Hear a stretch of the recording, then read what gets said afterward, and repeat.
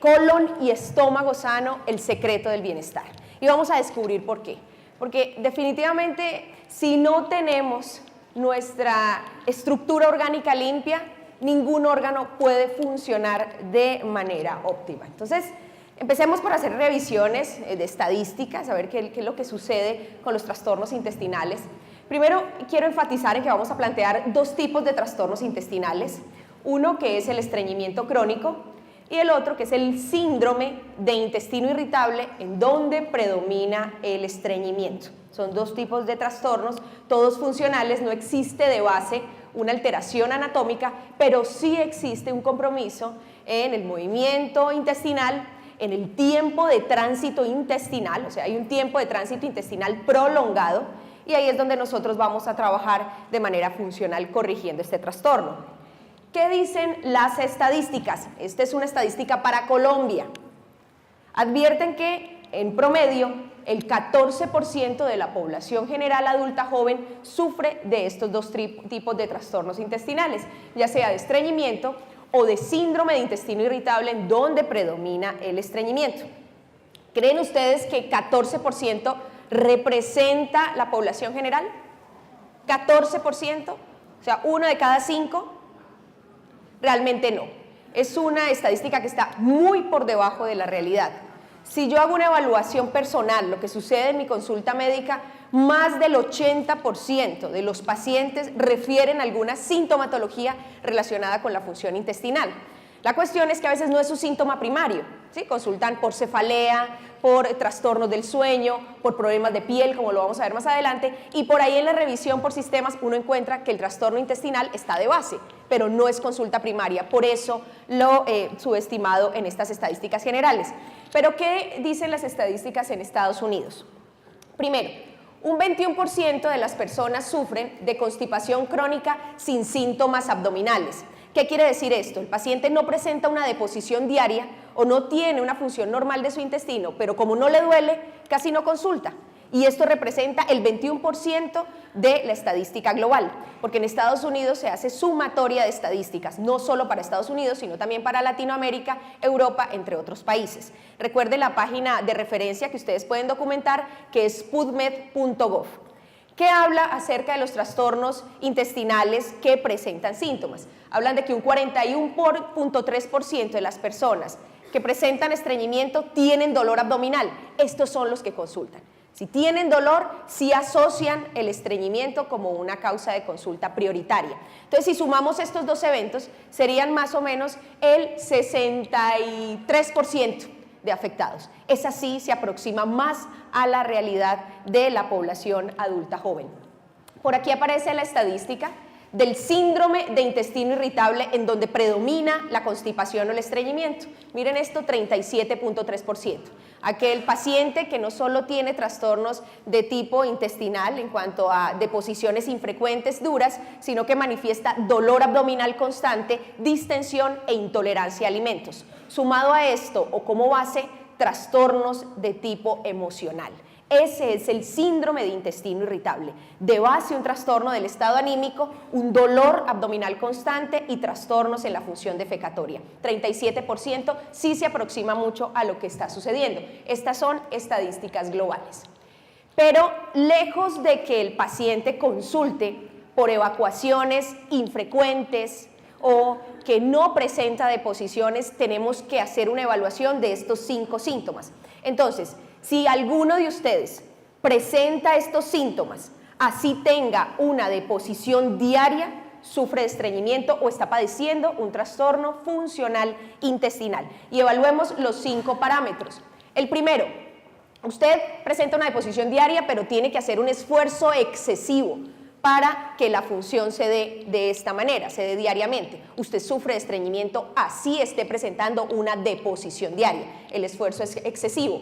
Sensación de evacuación incompleta. Usted presenta una deposición escasa, seca, dura, difícilmente evacuable y tiene esa sensación de que quedó dentro de su intestino residuo fecal. Esto también es criterio de trastorno funcional intestinal.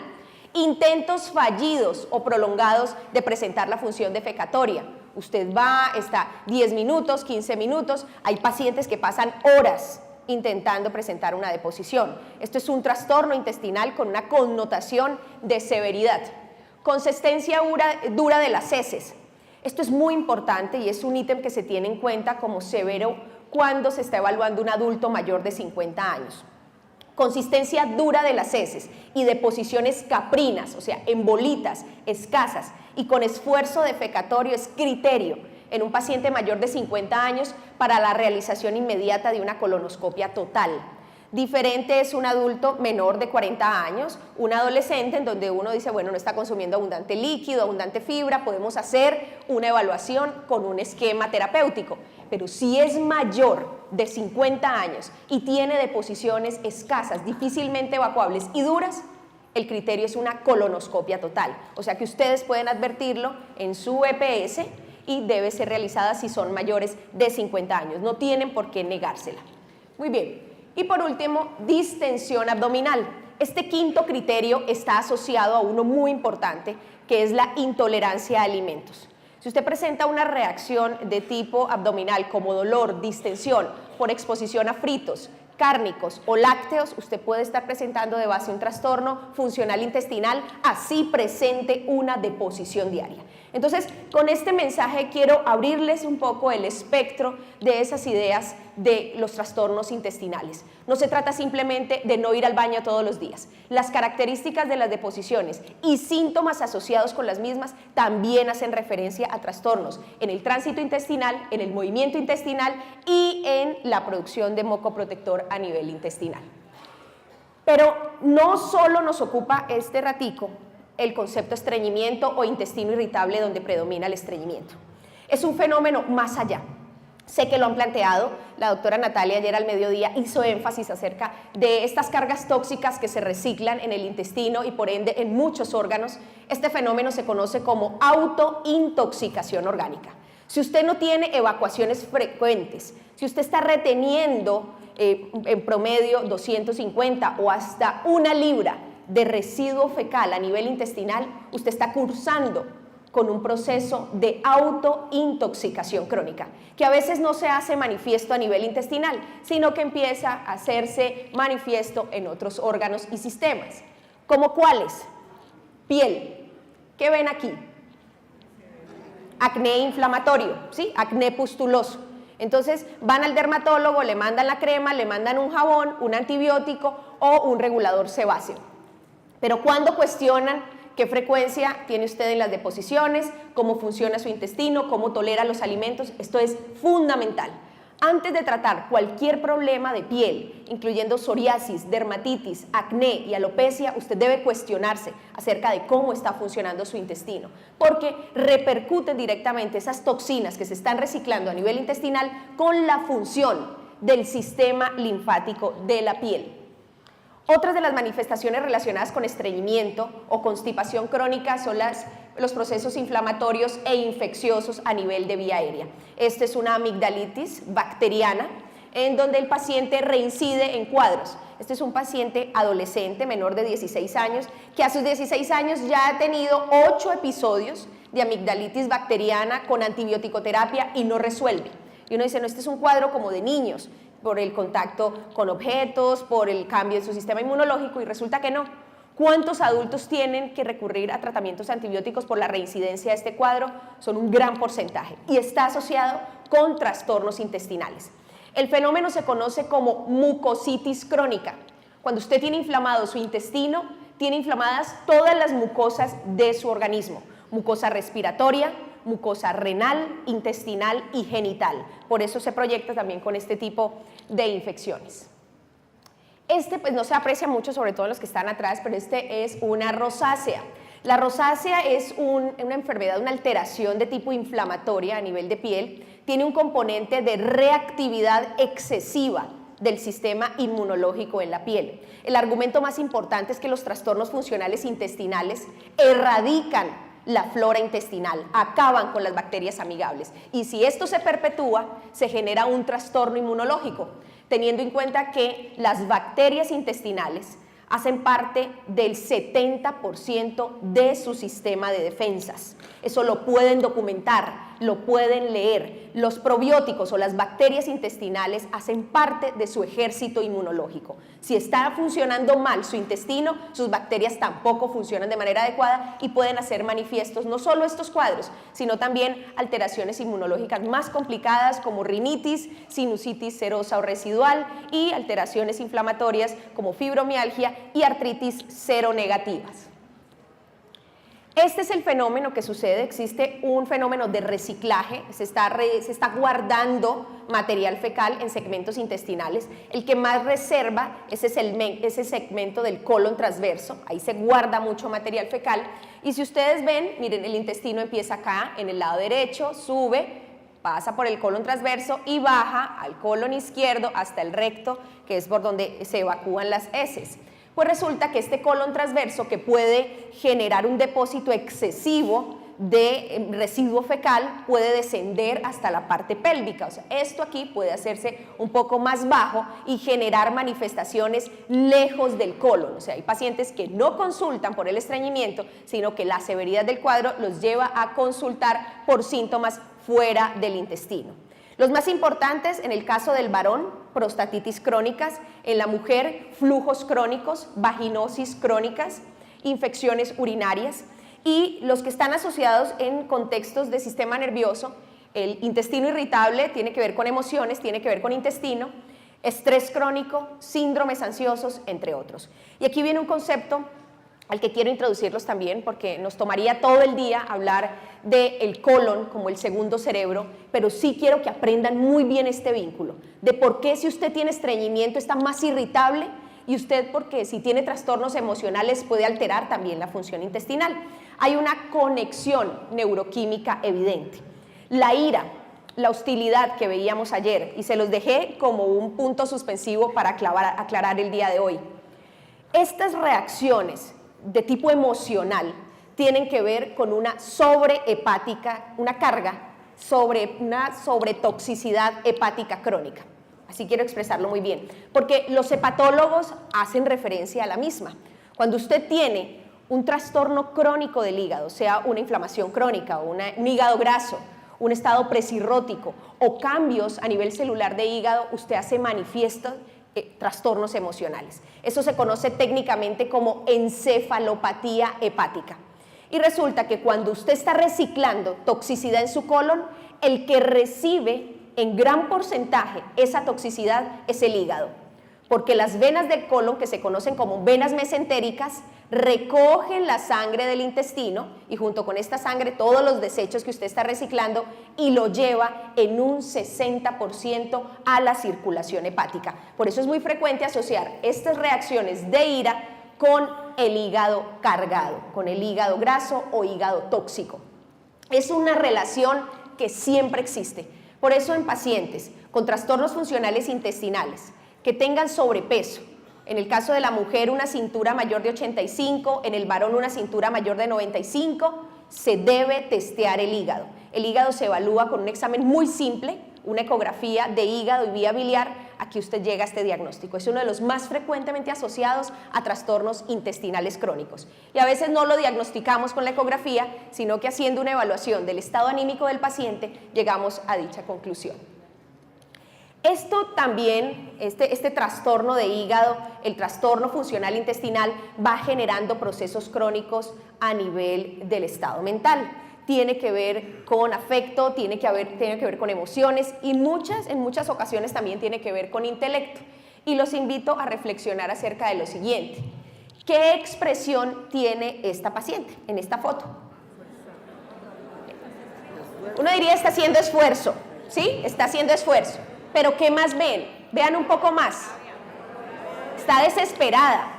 ¿Quiénes han padecido estreñimiento y han sentido el desespero de tener que esperar largo tiempo para una evacuación? ¿Sí? Es importante, es que allí no es solo el pujo. Uno diría, no, pues está haciendo fuerza. No, ella está con desespero. Y esto cuando se va generando de manera crónica, también va alterando la neuroquímica cerebral. Les doy un dato muy importante. Es la conexión entre el intestino y el cerebro. Hay libros que reseñan esto puntualmente, el colon como el segundo cerebro, para quienes quieren leerlo. Es una referencia en donde ustedes van a encontrar, cuando lo leen, no solo la conexión funcional de este fenómeno de autointoxicación crónica, sino que enfatiza muy bien en cuál es la conexión real. Ayer hablábamos de un químico cerebral que tiene que ver con la felicidad. ¿Cuál es? La serotonina. Muy bien. La serotonina tiene que ver con el placer, con el disfrute, con el bienestar. ¿Dónde se produce en mayor porcentaje esa serotonina? En el intestino, en el sistema nervioso mioentérico, o sea, en el sistema nervioso del intestino. ¿Qué porcentaje? ¿Termine? Muy bien, más del 80%, el 90% se produce en el intestino, no en el cerebro. Nosotros con las esencias florales influimos sobre esa dinámica de la serotonina cerebral, pero es el colon, el intestino y puntualmente el sistema nervioso del intestino el que produce el 90% de esa sustancia que en el cerebro produce bienestar. Por eso, si usted tiene un proceso inflamatorio intestinal, este cerebro no va a funcionar bien. Y también, hablemos de un caso normal. ¿Qué siente uno cuando se enamora? ¿Usted siente la emoción aquí o la siente aquí? ¿Sí? Mariposas. Cuando usted está asustado, va a una entrevista laboral, ¿dónde siente el susto? ¿Aquí o lo siente aquí? ¿Tienes ganas de ir al baño? ¿Tiene hambre? ¿Le da? Correcto, porque la reacción anímica también es intestinal. Eso quiere decir esa conexión estrecha entre intestino y cerebro. Y va en doble vía. Yo se les voy a poner en una fotico mucho más clara. No es que solo lo que pasa en el intestino influya en el cerebro. También las emociones pueden generar bloqueos en el movimiento intestinal y prolongar el tiempo de tránsito intestinal. O sea, que usted no produzca una función defecatoria cada 12 horas, sino que si está estresado, si está ansioso, pueda presentarla cada 72 horas, porque eso se demora el intestino en moverse de la boca al ano. Cada que yo mencione tiempo de tránsito intestinal, ustedes lo van a asociar precisamente con eso, con lo que se demora el alimento de llegar en la boca hasta el ano. Ese es el tiempo, que en promedio es de 12 a 24 horas, de acuerdo al contenido de fibra que usted incluye en su dieta, y se puede prolongar hasta 72 horas, 5 días, si tiene trastornos emocionales o si no está consumiendo los nutrientes adecuados. Entonces, esta conexión sin duda es de gran trascendencia, por eso les voy a recalcar. ¿Se acuerdan de este kit? ¿Sí? Ante trastornos intestinales crónicos debemos resolver lo intestinal, pero nunca olviden lo emocional. En el síndrome de intestino irritable, si solo se maneja con laxantes, con fibra o con esquemas solo enfocados a nivel de intestino, vamos a quedar chuecos en la terapia. Siempre hay que enfocarnos en sistema nervioso y en intestino irritable, en donde no solo hay estreñimiento, sino dolor abdominal y distensión. Debemos hacer un manejo muy contundente en las emociones. El kit Neutraneuraquin, vamos a hacer un repaso. Son 3 conceptos de esencia floral. El ansiojón, para usarlo en la mañana, 4 aspersiones, 8 de la mañana, 12 del mediodía. Incluimos el concepto del kit Neutraneuraquin, el rescate, las 5 esencias primarias para las transiciones de duelo. Recuerden que los duelos no solo son muertes, no son solo pérdidas, los duelos los vivimos todos los días, en enojos corticos con la pareja, en insatisfacción con los hijos. Cualquier situación puede hacernos pasar una transición de duelo. Entonces aquí lo tenemos, el rescate. Y por último, el Somniaquin, que sí tiene trascendencia los trastornos de sueño en la función intestinal. Usted empieza a presentar insomnio, ya sea de conciliación o de sostenimiento, de levantarse en la madrugada, y usted los días siguientes no presenta una función defecatoria normal. Por eso están conectados, y estas esencias, que ustedes además pueden ampliar acerca de esta información en el stand número 13, lo tienen en todo enfrente de la puerta principal de estos esquemas en esencia floral. Muy bien. Esta es la página de consulta. Recuerden ustedes que siempre debemos tener una página de referencia. No busquen en páginas generales porque los confunden, les dan información muy general o distorsionada o tergiversada. Entonces lean en pubmed.gov. Este estudio me encantó porque es un estudio que se llevó a cabo no solo con pacientes con intestino irritable y con estreñimiento, sino que de base se encontró un trastorno emocional en más del 65% de los pacientes. O sea que sí es importante tener en cuenta el manejo de las emociones, del estrés crónico, de la ansiedad. Ok, del estudio lo más importante, asociación de síntomas gastrointestinales y extraintestinales, no solo en la función defecatoria, sino en la percepción del trastorno intestinal y de los trastornos emocionales, ¿sí? PubMed, como publicaciones médicas, PubMed, P-U-B grande, M-E-D, .gov, mírenlo, aquí está, pubmed.gov, pueden documentar.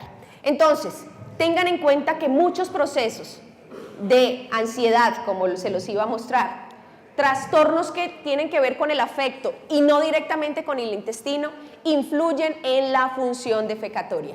90% de la serotonina se produce en el intestino, tiene que ver con emociones, pero nuestras emociones también impactan en doble vía la función intestinal.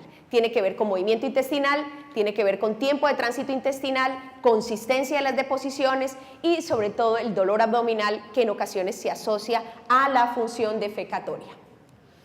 Este es un estudio que lo traje más para cuestionarlos, porque sé que muchas personas han sufrido estreñimiento y su primer recurso terapéutico ha sido un laxante, ¿sí? Tomarse una pasta natural o química para presentar la deposición. Unos lo han hecho eventual, fueron a un viaje, presentaron esta situación, y otros es su día a día. Yo tengo pacientes que llevan 20 años consumiendo laxantes y si no se lo toman no presentan la función defecatoria. Esto no es raro, esto es muy frecuente. ¿Qué dicen los estudios acerca del laxante? No deben utilizarse por más de 14 días, ¿sí? Tienen un efecto solo de acuerdo al consumo. Si usted lo consume, va a tener el efecto terapéutico. Si usted no lo consume y no corrige la causa, no va a conseguir una resolución integral de su problema intestinal. Por eso los laxantes no se utilizan para uso prolongado. No son la respuesta terapéutica definitiva ni al estreñimiento ni al síndrome de intestino irritable. Entonces, se advierte muy bien, ojo con esto, porque la sensación de evacuación incompleta, el esfuerzo excesivo, muchas veces son situaciones que persisten a pesar de que usted tenga una, entre comillas, función regular inducida por los laxantes. Entonces, la propuesta que queremos hacerle hoy es una propuesta integral, una propuesta que tiene que ver con limpieza de todo el organismo. Lo plantean los chinos hace miles de años. Si usted no limpia su hígado, riñón y colon, usted no puede restablecer la salud. Por eso la limpieza del organismo inicia con estos órganos que se conocen como órganos emuntorio. Son los órganos dominantes en el equilibrio orgánico. Son los responsables de mantenernos limpios y que no exista ningún tipo de interferencia funcional ni estructural en los diferentes órganos. Entonces, ¿cómo empiezan nuestras propuestas? Primero, tener claro que el colon siempre debe estar limpio, que consecuente a un colon limpio vamos a tener un hígado limpio, pero el hígado es el laboratorio y hay que limpiarlo también, porque él tiene funciones que no están relacionadas con el colon, entonces hay que limpiarlo. Y el riñón, que es responsable de mantener el equilibrio del agua, del sodio, del potasio y del bicarbonato, también debe mantenerse limpio, porque los cálculos por estrubita, que es un tipo de cálculo, tiene que ver con infecciones bacterianas. Los cálculos de ácido úrico tienen que ver con una sobreproducción proteica en su organismo y también una sobresaturación de este residuo que es el ácido úrico. Los cálculos de calcio tienen que ver con exceso de ion calcio por la leche, por algunos residuos de leguminosas o de las pepas y las carnes rojas. Entonces, tengan en cuenta que el riñón también tiene que hacer su ciclo de limpieza o de depuración. ¿Cómo lo hacemos? Esto sí, en gran parte depende de cada uno de ustedes. No podemos hablar de suplementos o de recursos terapéuticos sin que ustedes previamente establezcan una rutina. Entonces, abundante consumo de líquido, a no ser que lo tengan contraindicado. ¿Quiénes lo tienen contraindicado? Quienes tienen que asistir su función renal a través de una máquina de diálisis, una insuficiencia renal crónica o un paciente con una insuficiencia cardíaca congestiva. Ahí el médico le ha dicho, usted no puede consumir más de 800 mililitros de agua al día, incluyendo jugos y sopa. De resto, todos pueden consumir en promedio 1.200 mililitros de agua al día. Ese es el promedio de consumo de agua, no jugo, sopa, agua del día en un adulto normal. Ejercicio regular, como quieran el ejercicio, Pero lo básico es una caminata de 45 minutos, mínimo 3 veces a la semana, para que el intestino funcione bien y yo diría en general el organismo funcione bien. Modificación nutricional, aquí vamos a implementar rutinas de nutrición con un porcentaje mayor al 70% de fibra en la nutrición. Yo creo que la luz no nos deja ver bien las imágenes, ¿no? ¿No deja bien las imágenes? ¿No? ¿Se prenden solas? Ah, correcto. Ah, bueno, muy bien, listo. Entonces, una propuesta para aumentar esa proporción de fibra en un 70% es lo que conocemos como dietas verdes. Dietas en donde predominan alimentos crudos que son ricos en fibra y que se comportan como una escoba a nivel intestinal. 70% de lo que usted consuma en una fibra tipo fruta en la mañana, verdura en el almuerzo y en la cena, cruda, vuelve y sale. O sea que es un recurso de limpieza, es una fibra no digerible que le ayuda a hacer procesos de drenaje. Aquí hay un estudio que habla de que efectivamente aumentando frutas y verduras en su rutina nutricional ayuda a que el tránsito intestinal se acorte, a que el movimiento intestinal sea regular, no presente distensión, dolor y las evacuaciones sean abundantes y sin ninguna dificultad. Ese es un estudio que habla acerca solo de la nutrición, alimentos, impacto de los alimentos ricos en fibra. Segundo, las opciones de jugoterapia. Para los que les gusta la jugoterapia, les recomiendo combinar una fruta, una verdura o máximo 2 verduras. ¿Por qué? Por el reflujo, por las reacciones a nivel gástrico. Muy pocos de los que están en este auditorio pueden decir, mire, yo nunca he tenido ni reflujo ni gastritis, ¿sí? Siempre, ya sea por un alimento o por un evento ya crónico, se presentan este tipo de sintomatologías. Entonces la idea es que el jugo sea una ayuda y no un exacerbante de estos síntomas. Los más recomendados son una tajada de piña con un tallo de apio, puede consumirse a media mañana, consumirlo con toda la fibra, no endulzarlo y ponerle la cantidad de agua que usted prefiera. El jugo de piña con apio bien espeso sería lo ideal, casi como una compota, pero hay quienes no lo toleran, entonces pueden ponerle agüita a su gusto y consumir 2 porciones de jugo a media mañana y a media tarde. Otro jugo muy idóneo para estos trastornos intestinales son los de una única fruta, o sea, un día piña, un día papaya, otro día mango y otro día melón. Resulta extraordinario. Combinado con aloe vera también es una extraordinaria estrategia.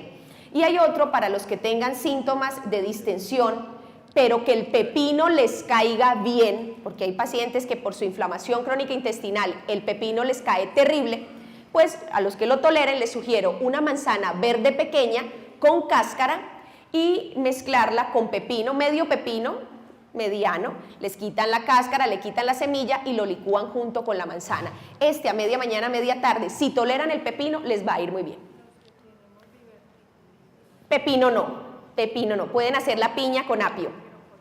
No, ideal que no, porque la fibra se requiere en la diverticulitis, ¿sí? Sino que la diverticulitis, por ser un proceso inflamatorio crónico, al principio va a dar distensión, algo de intolerancia, pero la fibra se requiere en la diverticulitis, se requiere, porque si no los divertículos se inflaman o se llenan de residuo fecal con más frecuencia, ¿de acuerdo?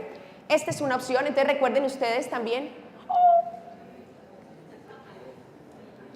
No, se fue una chévere. Esta, la papaya. No, porque yo podría seguir así, a capela, pero la imagen es muy chévere porque ustedes van interactuando con el concepto más lo que yo les voy diciendo. Entonces, un día papaya, un día piña, otro día mango, melón, también es genial esta estrategia, bien concentrada, sin ningún tipo de endulzante y con el algo al gusto, o sea, el que le guste bien compotudo es lo mejor por la proporción de fibra. Se lo consumen así o en trozos, como la prefieran. Bueno, los frutos secos también son muy buena estrategia para regular el tiempo de tránsito intestinal. 2 tipos tienen que ver no solo con síntesis de moco protector, sino con movimientos peristálticos que son el arándano, la pasa y la ciruela pasa, que es una variante, ¿no? Hay una que es chiquitica, otra que es más grande. Recomiendo que esto lo ingieran a media tarde, ¿sí? En vez de consumirse un pocillito con tinto y una harina, háganlo con frutos secos, que uno sí se puede consumir el pan de bono, el buñuelo, pero que esto sea ocasional, porque los venenos intestinales no han cambiado desde que se hizo referencia hace más o menos 10 años o unos 15 años. Yo lo recuerdo que hubo el pronunciamiento, pero como había una industria detrás de eso, no se volvió a hablar de ellos. Pero los lácteos, ¿sí? La leche de vaca, la carne roja, cerdo y res, café y chocolate, son altos irritantes, azúcar y carbohidratos refinados y las harinas. Esos son los irritantes o los antinutrientes intestinales. Les recuerdo, muy bien, los lácteos o la leche entera, ¿sí? Todos los días, ocasional puede ser como un antojo, pero todos los días, y a veces el paciente se vuelve tan juicioso que cuando se expone a él le va a dar el síntoma, ¿sí? O sea, ya se vuelve un irritante real. Bueno, lácteos, café, chocolate, cerdo, res, azúcar y harinas refinadas. Estos son los antinutrientes o elementos irritantes, ¿no? Muy bien, listo. Estos son otros alimentos que conocemos como alimentos catalizadores. ¿Perdón? ¿Cuánto de frutos secos?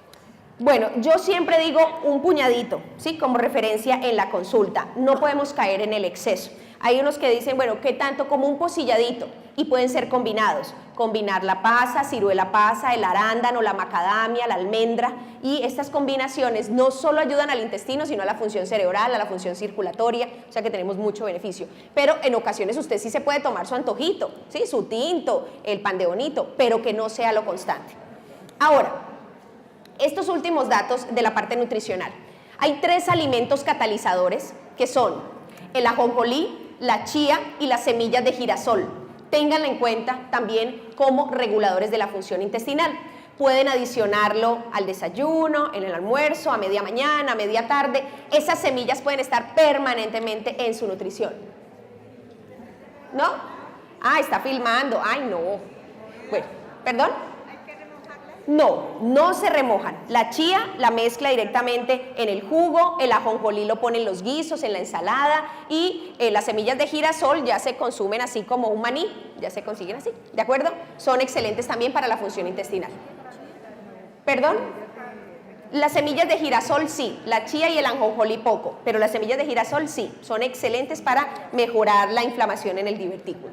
Muy bien, esta proporción de alimentos crudos va a garantizar regularidad en el movimiento intestinal y reducción en el tiempo de tránsito intestinal.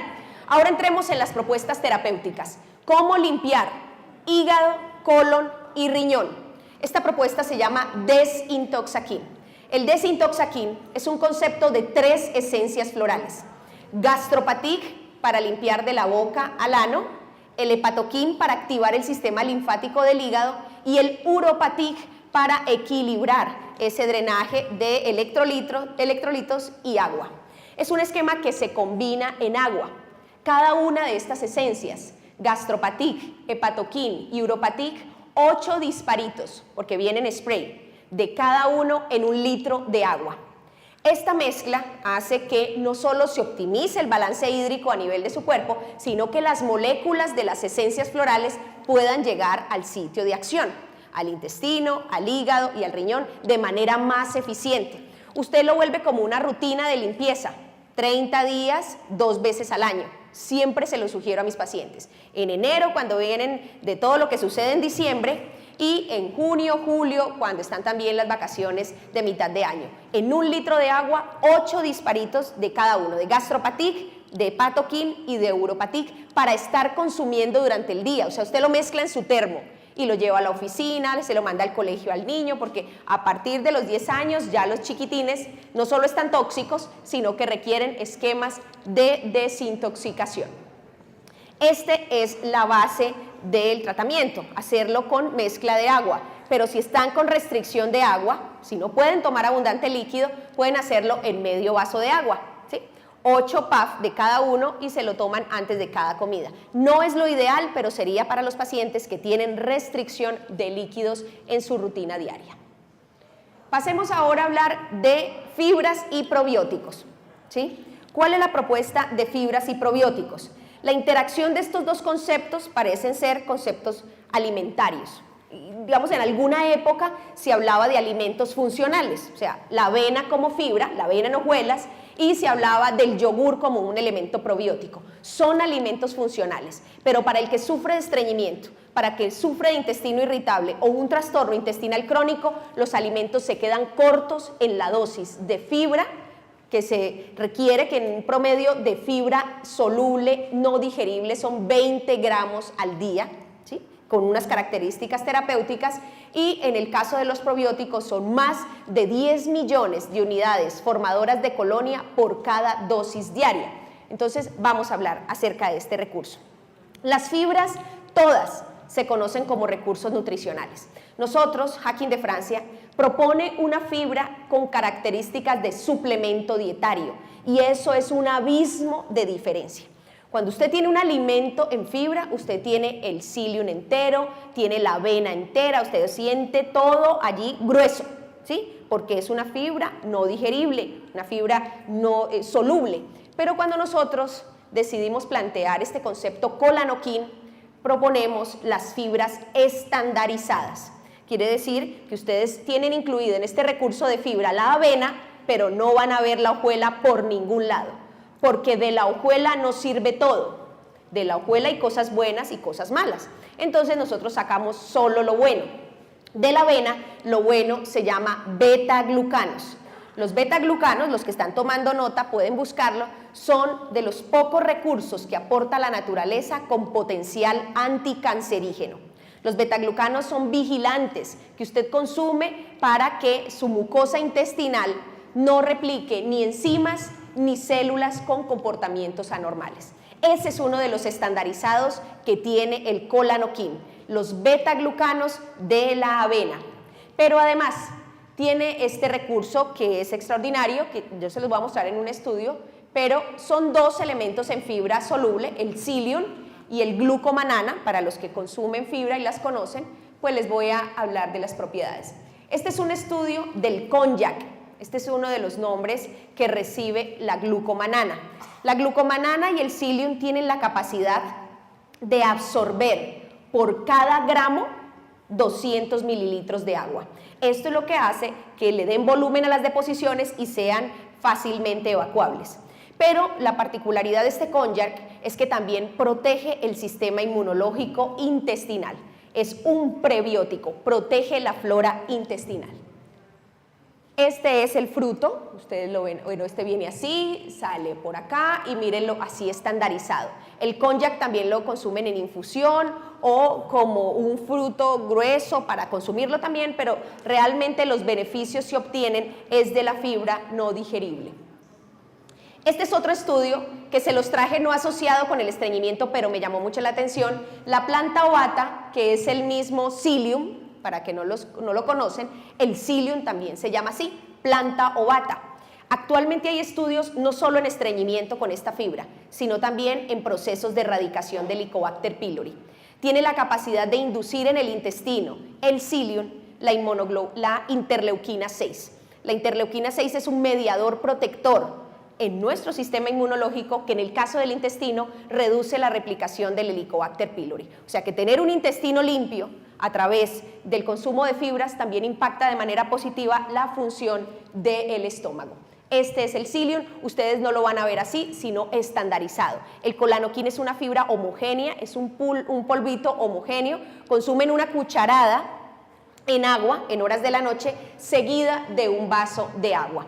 Esta estrategia, recuerden ustedes, es una fibra, pero a la vez por los componentes que tiene probióticos, porque también tiene bacterias amigas, los betaglucanos de la avena, el psyllium y el konjac como estrategia de restauración intestinal. ¿Quedó clara la función de la fibra? Regula el movimiento intestinal, reduce la inflamación y sobre todo acorta el tiempo de tránsito intestinal. Por último, los probióticos. Los probióticos son las bacterias amigables que viven en el colon y que tenemos que estar reparando constantemente, tenemos que estar suplementando, debido a que estas bacterias las atacamos con analgésicos, con antibióticos, con alimentos procesados, y si no hay probióticos, el tránsito intestinal es lento, existen procesos irritativos constantes a nivel intestinal y hay mayor probabilidad de que se repliquen virus y bacterias a nivel intestinal. Pero que además de la protección intestinal hacen estos probióticos? Primero, bueno, ya lo mencionaba, inhiben el crecimiento de bacterias patógenas, actúan como inmunomoduladores, los probióticos tienen que ver con el 70% de nuestra respuesta intestinal, restauran la flora per se, la que vive aquí, ayudan a una nueva replicación.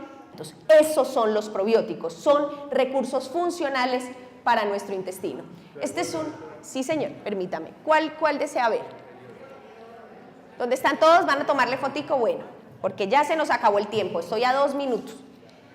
Este es el recurso, miren los estudios de las diferentes sociedades de gastroenterología, en donde se afirma no solo el uso del probiótico como protectores intestinales, sino como también reguladores del tránsito intestinal.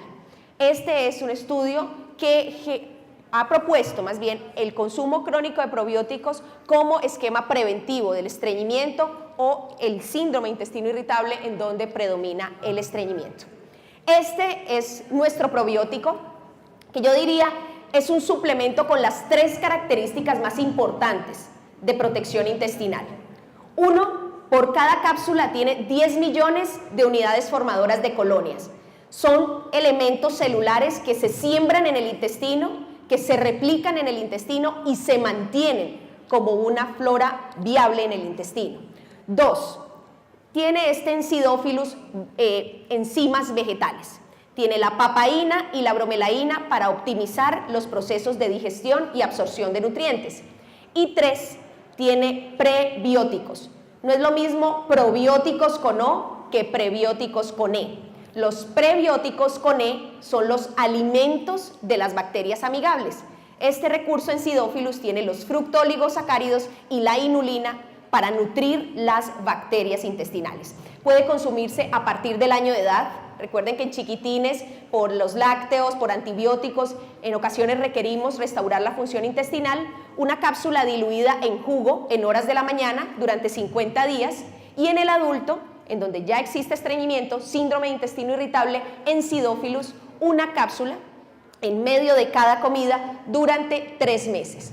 Esta es nuestra sinergia de un suplemento en forma de fibra, una cucharada en agua en horas de la noche, seguida de un vaso de agua durante 2 meses, y el Ensidófilus en un adulto, una cápsula en medio de cada comida durante 3 meses. Estos son restauradores de la función intestinal.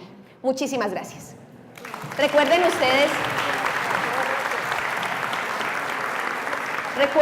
que pueden ampliar información por asesores especializados en el stand número 13 del Ensidófilus, del Colanoquin, el esquema del Desintoxaquin. Muchísimas gracias a todos y feliz tarde.